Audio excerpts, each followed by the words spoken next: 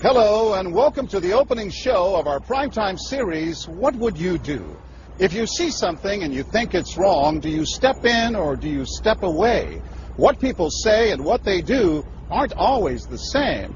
That's why our hidden cameras are so revealing. In our first scenario, we weren't sure what to expect when our opinionated man behind the counter meets the Muslim woman in a headscarf. Deep in the heart of Texas, at this little roadside bakery, bigotry is being served with a coffee and dish. Sir, I had a question. No, ma'am. We don't serve Muslims here. I'm sorry? This is America. We're at war with your people. I don't know what you think I am. I'm just trying to get an apple. Well, you're a terrorist is what you are. So, excuse me? You got to take your business elsewhere. We don't serve your kind here. The other customers at this bakery near Waco seem to hear everything, but they barely look at the Muslim woman, even when the language is tough to take. Get back on the camel and go back wherever you came from. Sir, I'm an American. I was born and raised No, in you're this not. country. Americans don't wear towels on their head. Muslim Americans say these are words they hear all the time in all parts of the country. But here at the bakery, what the customers don't know is that this Muslim woman and the man behind the counter are actors. The bakery is working with us, all part of a primetime hidden camera experiment on prejudice and patriotism. Please take your business elsewhere. Am I asking too much? When no one even tries to help her, she makes a direct appeal. Sir, would you mind ordering me an apple strudel? That's why I'm here. I can give you the money. I have no problem. That's not a problem with the money. Please, no, sir. I'm not going to let you order. Job. But when he gives her the cold shoulder, she finally just leaves. You could have helped her out. You could have spoken up. Why not? Me speak up for her? Well, if he tried to do some harm to her or something, then I would have. But why not try to set him straight? I really think that a person that owns his own business should be able to say who they sell to. She's not American. Others seem to agree with our actor as to who's an American and who's not. Is it all based on the way we look? I'm an American citizen. I just would like an apple strudel, please. Well, I'm sorry. Then why don't you dress like an American? You're so This is American. for religious purposes, sir, and I don't think you have any right to say anything. So I'm religious. I don't wear, Halloween costumes around. I mean, am I wrong here, sir? Not me. I run my business the way I want to run. That's right. Don't put them in here without shoes and skirt on. This customer is adamant that the man behind the counter is doing the right thing. I'm ready for you. But the fact is, it's against the law to deny service to someone based on their race or religion. My name is John Quinones, and I'm with ABC News. What did you think of what you heard here? I didn't hear anything racist. He told her he wouldn't serve her. Well, he can say he wouldn't serve you if you come in here barefooted without a shirt on. But she wasn't barefoot or without a shirt on. Well, she wasn't dressed right. What do you mean? If I was running a place, I'd do the same thing. You wouldn't let Muslims shop at your store? I sure wouldn't. We never expected customers to be so candid. How do I know you don't have a bomb in there? Watch what happens this time when, once again, our Muslim woman is denied service This is not right. and again leaves. We reserve the right to not serve. That's right. Certain kind. That's right. That's, I appreciate saying that. I think that's the first time I've ever seen that. He not only commends the man behind the counter for his discriminatory behavior, but he gives him the thumbs up, not once, but twice, Good job. All right. as he leaves. Sir, can I talk to you, sir, for a second? But when I approach, Sir, we're with ABC News. there is no thumbs up for me. We staged a little experiment in there to see how people would react to that kind of attitude. You're not an American. I am an American. That man took it a bit farther, telling me I'm not an American. He was threatened.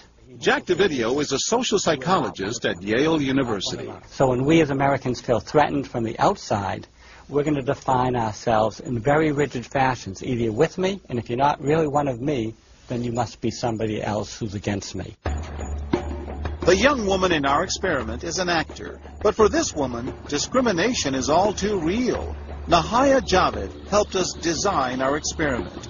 Although born in Chicago, she says she's constantly characterized by fellow Americans as the enemy. They always start off with, you're a terrorist, Osama lover, towel head, camel jockey, on and on. While attending college in Texas, she says she continually suffered verbal abuse and has even been physically attacked just because she's Muslim. They assume I'm not from here, and if I tell them I'm American, they're like, no, you're not. Just because you were born here doesn't make you American. And I'm like, so what makes you American? It's a daily battle. Mm-hmm. And I don't feel like living in America, I should have to fight this battle. Meanwhile, back at the bakery, our actor is at it again. But how do I know you're not a terrorist? Terrorists look like you. But this time the customers are sympathizing with the Muslim woman. Right, I know, but can you blame me? Yeah, I can't blame you, actually. Why? What's the problem? All right, we'll get out of here. You need to go yourself, actually, what you need to do. Okay, sir. I'm a good American, all right? We're at war with these people. My dad's a veteran. Go yourself. So is mine. And he's not the only one who walks out in anger. You need to stop segregating against people. It's wrong. Excuse me? She's an American. No, just like you're a bad American. Time and again, people speak out with their pocketbooks. You ordered a couple of customers, just so you know. But look what happens when this man threatens to leave. You're not a good American, sir. I believe I am a good American. My son just came back from serving in the Army for over a year in Iraq, and that has nothing to do with her right. I understand that. Thank you, sir. And I hear what you're saying. But I can't believe you would be so discriminatory. I'm deeply offended by that. I'm sorry to offend you, sir, but I've got to live with myself. Seething, the man vows to fight back. I will let people know this. I've stopped here every time I come by this place, and I'll never stop here again. Why did folks get so upset? They saw an injustice. It's justice that binds us together. It's justice that makes us a society. Any threat to that kind of sense of justice and fairness undermines the entire system. You're really not going to serve her? No, I'm not.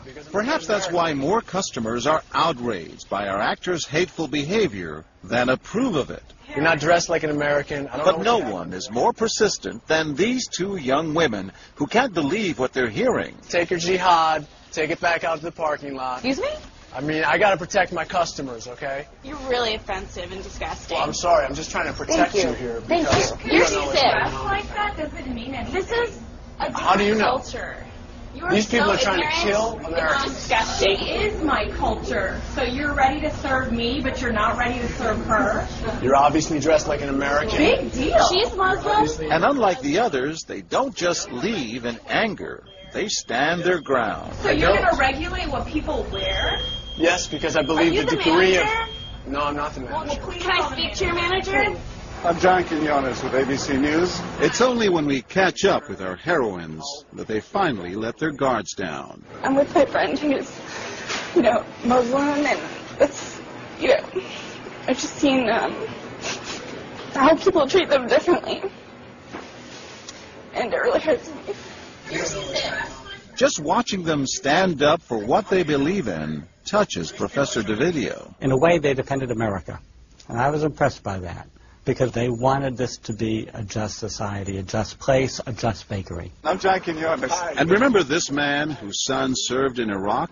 He's also moved to tears. Every person deserves to be treated with respect and dignity.